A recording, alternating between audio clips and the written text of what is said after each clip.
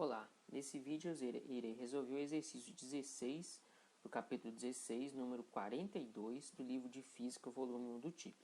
Esse exercício, que trata sobre a interferência, novamente, de duas ondas, ele diz o seguinte: quando dois diapasões são tocados simultaneamente, 4 batimentos por segundo são ouvidos.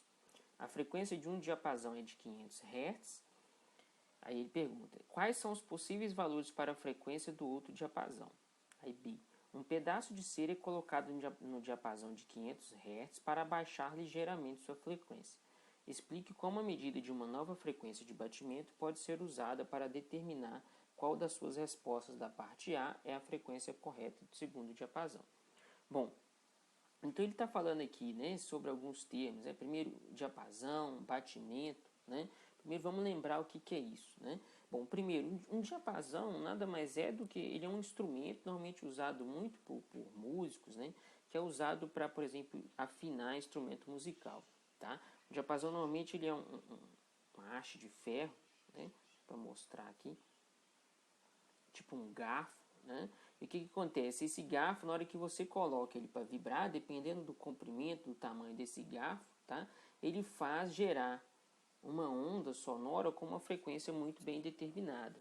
Então, por exemplo, eu posso ter um diapasão que ele vai exatamente me dar a nota, por exemplo, Lá, e assim por diante. Tá? Então, um diapasão é um instrumento como esse. Então, ele vai ser um instrumento que emite um som de uma frequência bem determinada. Ok? Bom, dito isso, vamos aqui. Aí ele fala também sobre batimento. Então, o que está acontecendo aqui? O que é o batimento? Bom, para lembrar disso, a gente precisa lembrar da interferência. O que acontece quando a gente tem interferência de duas ondas de frequências ligeiramente diferentes.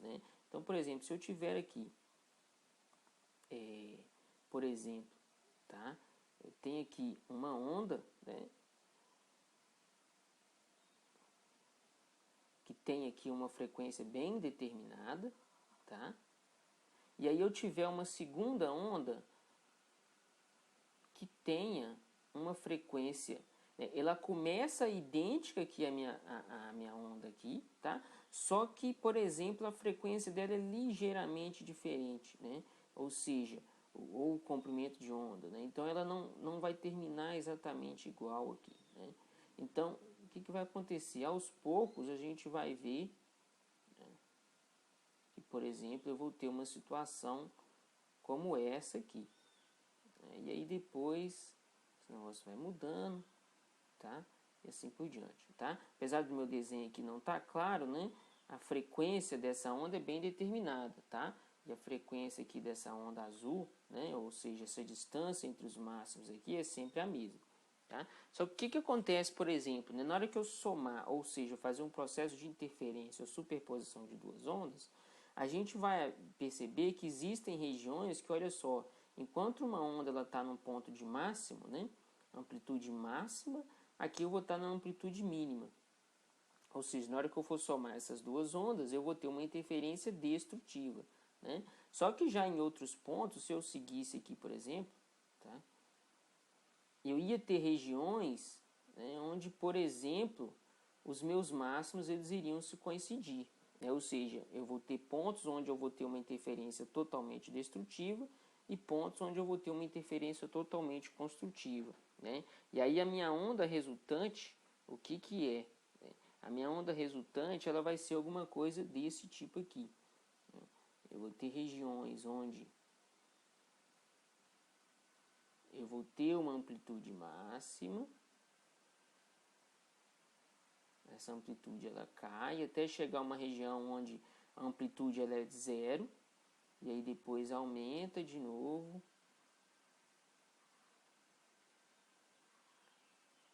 E eu vou ter um processo como esse. Tá? Então, e assim por diante. Tá? Essa aqui seria a minha onda resultante. Ou seja, eu vou ter regiões, onde eu vou ter amplitude máxima e regiões no espaço, tá? E no tempo aqui onde a minha amplitude vai ser mínima. Ou seja, eu vou ter regiões, eu vou perceber, o que a gente percebe se eu tenho uma onda sonora? né? Eu vou perceber que, ora, eu vou perceber um som com intensidade máxima, e ora esse som ele vai ficar oscilando, onde eu não vou perceber nenhum som. A intensidade é zero, tá? Ou seja, isso é exatamente o que a gente chama de batimento, né? Porque então, a minha onda, note que eu vou ter, né? O som que a gente percebe, ele tem essa frequência, né? Ou esse comprimento de onda, né?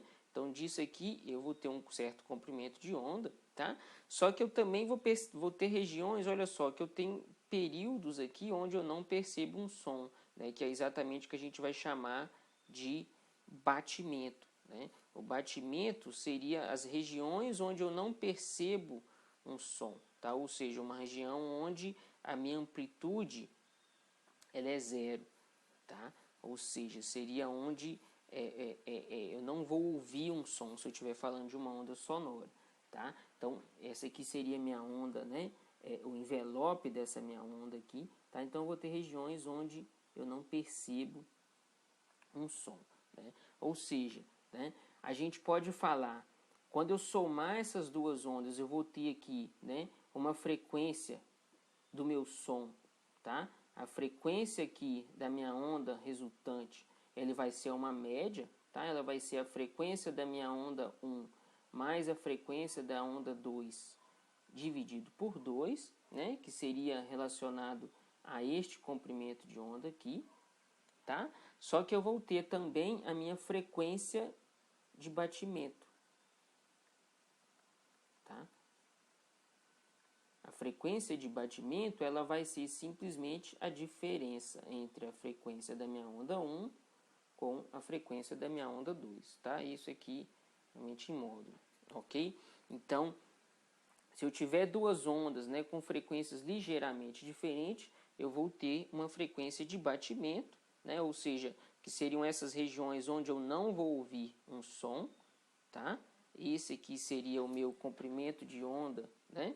Entre essas duas regiões aqui de batimento, tá? Então também posso ter um comprimento de onda aqui que eu vou chamar de, por exemplo, de batimento, né? E eu vou ter a frequência, né, da minha onda, onde na verdade eu ouço um som, tá? Vai ser uma média aí das duas frequências. Bom, então isso então é uma revisão aí do que é o batimento, né? Então dito isso, tá? O que ele fala, né? Ele fala então que a gente observa, né, quando eu tenho dois diapasões, né, que são tocados, então esses dois diapasões eles estão emitindo sons de frequências diferentes, eu vou observar, né, um batimento, uma frequência de batimento de 4 batimentos por segundo, né? Ou seja, de 4 Hz. Tá?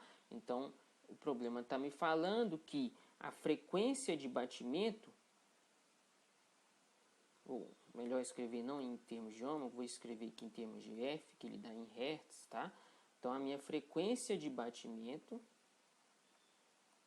né, ela é de 4,0 Hz, né? Ou seja, 4 batimentos por segundo, tá? Então, essa é a minha frequência, né? E aí ele fala que, além disso, um dos diapasões eu sei que a frequência é de 500 Hz, tá? Ora, se a minha frequência de batimento é a diferença entre as duas ondas né, e ela é 4 Hz, então quais são as outras possíveis frequências do meu diapasão, né? Se um diapasão ele tem, né, vamos chamar aqui o meu diapasão A, ele está emitindo som com frequência de 500 Hz, o meu segundo diapasão, obrigatoriamente, para mim poder ter uma diferença de 4, obrigatoriamente, ou ele está emitindo um som com 496 Hz, ou, né, ele está emitindo um som com 504 Hz. Né? Porque então, olha só, na hora que eu fizer a diferença de A com B, eu vou gerar uma frequência de batimento dessa, tá? Então, esse é o primeiro detalhe, né? Só que, então, de novo, isso é a frequência do batimento. Se fosse perguntado, por exemplo, qual que é a frequência do som que você está ouvindo, né?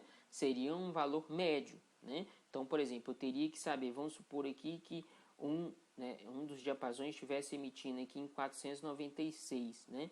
A frequência do som que a gente ouve seria o valor médio entre 496 e 500, né? Ou seja, eu vou estar ouvindo um som resultante com 498 Hz, por exemplo, tá?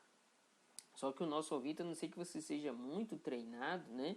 A gente normalmente não vai perceber. Se eu tocar um som de 500 Hz e tocar um som separadamente, ok?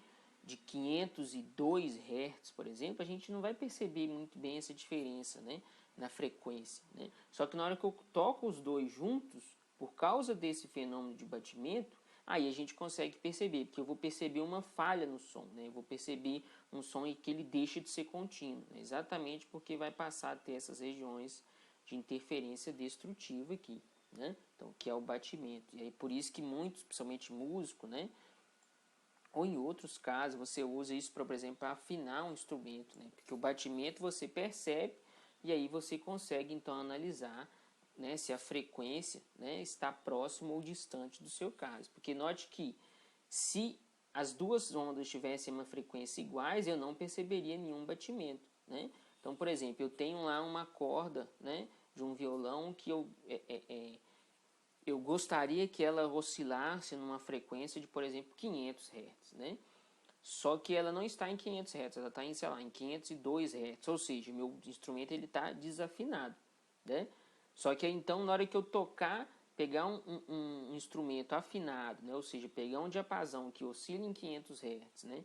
E colocar ele para tocar, né? Gerar um som junto com o meu violão que está desafinado, eu vou perceber esse batimento, né? E eu consigo então distinguir, saber se ele está afinado ou não. Bom, então ok. Então a primeira pergunta, né? A letra A aí já foi respondida, né? Então eu teria aqui que eu posso ter uma frequência ou de 496 ou de 504 Hz. Só que aí ele fala agora, por fim, né, que ele coloca uma cera, tá?